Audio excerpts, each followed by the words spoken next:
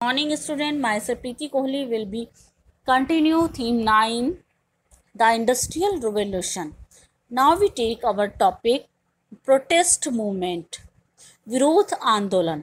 The early decades of industrialization coincide with the spread of new political ideas pioneered by the French Revolution 1789 to 94. The movement for liberty, equality, and fraternity showed the possibilities of collective mass action both in creating democratic institutions like of French parliamentary assemblies of 1790s and in checking the worst hardship of war by controlling the price of necessities like bread.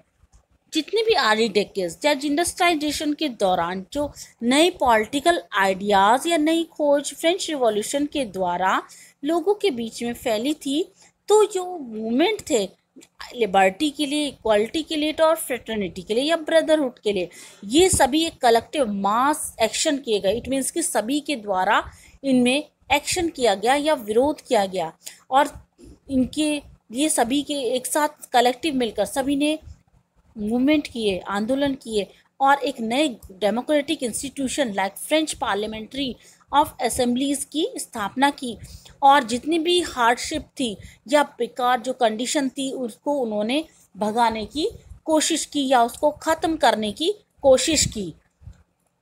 यहाँ पर इसके England में बहुत सारे political या राजनीतिक विरोध में बहुत सारे ऐसे आंदोलन किए गए. पॉलिटिकल प्रोटेस्ट के अगेंस्ट हार्श वर्किंग के लिए, फैक्ट्रीज की कंडीशन को बनाए रखने के लिए और वर्किंग पॉपुलेशन के विरोध में बहुत सारे राइट टू वोट के लिए बहुत सारे ऐसे मूवमेंट किए गए और गवर्नमेंट ने उनके ऊपर रिएक्ट भी किया. कुछ लोगों ने डिनाइड भी किया. नए नए लोग जो रूल रेगुलेशन लागू किए गए थे उनको डिनाइड भी किया गया, लोगों के द्वारा विरोध भी किया गया और इस तरह से England had been at war with France for a long time, from 1792 to 1815. Trade between England and Europe was disrupted. Factories were forced to shut down. Unemployment grew and the price of essential items of food like bread and meat soared to height beyond the level of average wages. Parliament in 1795 passed two combination act with the illegal to incite the people by speech or writing the hatred and contempt of the king. जो king constitution और government इनके द्वारा बहुत सारे ऐसे act पास किए गए. बहुत सारी चीज़ों पर बैन लगाया गया. अनऑथराइज पब्लिक मीटिंग की गई. ओवर 50% पर्सन्स उसमें होते थे.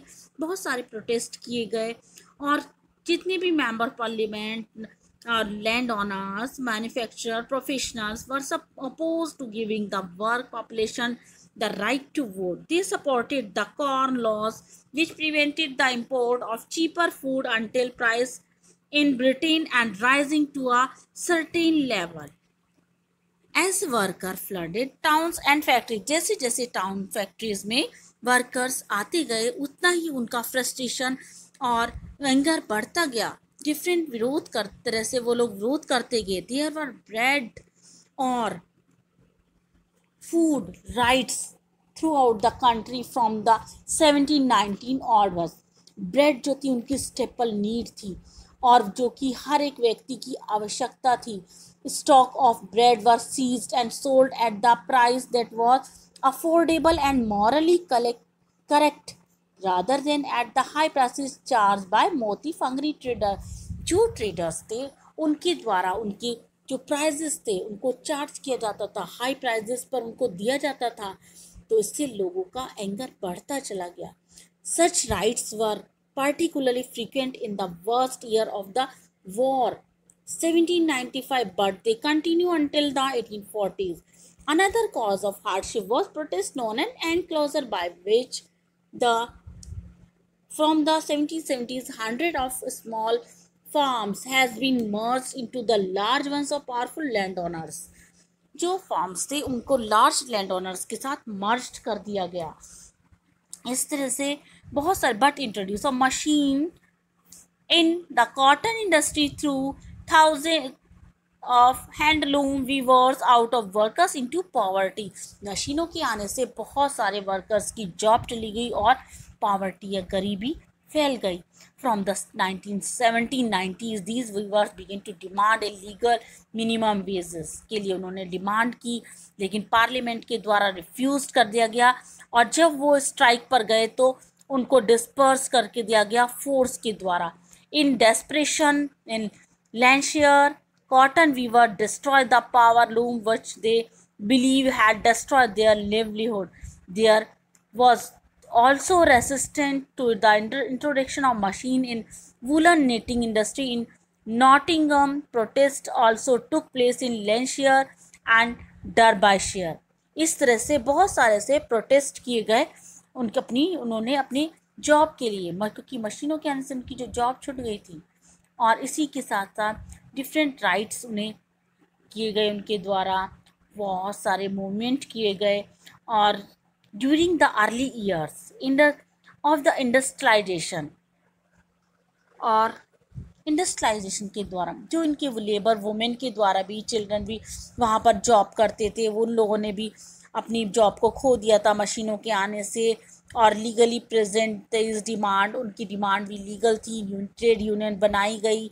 During the early years industrialization the working population post neither the vote nor legal method to express their anger of the drastic manner in which their lives had been overturned.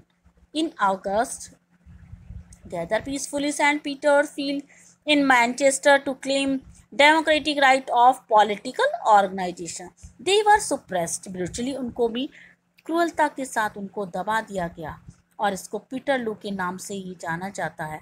मैसेकेयर and the right they demand were denied by the 6th Act passed by Parliament the same year. These extended the restriction on political activity introduced into Combination Act of 1795, but there were some gains. After Peterloo, the needed to make House of Commons more representative was recognized by liberal political groups, and the Combination Act were repealed in 1824 and 25. इस तरह से उदारवादी political group के द्वारा उनके लिए कुछ act बनाए गए ताकि उनके फेवर में कुछ वर्क हो सके. The name was made up rhyming with Waterloo. The French army had been defeated in Waterloo in 1815.